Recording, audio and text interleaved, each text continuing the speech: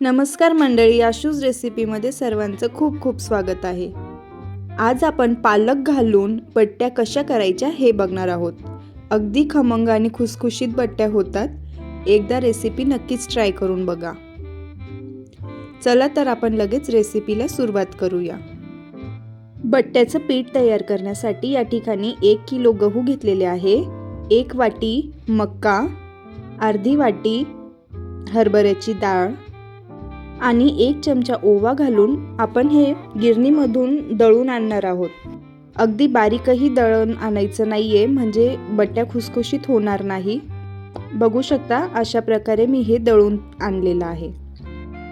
आता आपण कणिक भिजवायला घेऊया। बट्ट्याच्या पिठामध्ये चवीनुसार मीठ घालून त्यामध्ये ओवा घालत आहे, हळद आणि 4 ते 5 चमचे मोहनसाठी गरम तेल घालायचं आहे।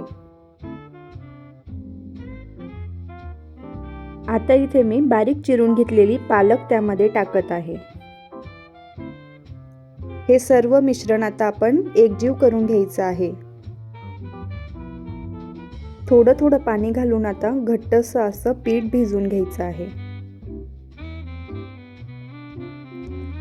तुम्ही बघू शकता या ठिकाणी मी पीठ मळून घेतलेलं आहे। थोडंसं घट्ट असं पीठ मळवलेलं आहे। आता आपण याला बट्ट्यांचा आकार देऊया। व्हिडिओमध्ये दाखवल्याप्रमाणे तुम्ही अशा प्रकारे याला गोल असा आकार द्यायचा आहे।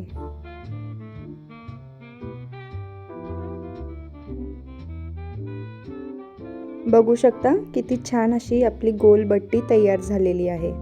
अशाच प्रकारे मी सर्व बट्ट्या तयार करून घेतलेल्या आहे। आता एका पातेल्यामध्ये बट्ट्या उकडवण्यासाठी पाणी घेतलेलं आहे। त्यामध्ये 1 चमचा तेल टाकून पाण्याला छान उकळी येऊ द्यायची आहे। बघू शकता पाण्याला छान उकळी आलेली आहे। आता आपण आपल्या बट्ट्या ह्यामध्ये शिजवून घेणार आहोत।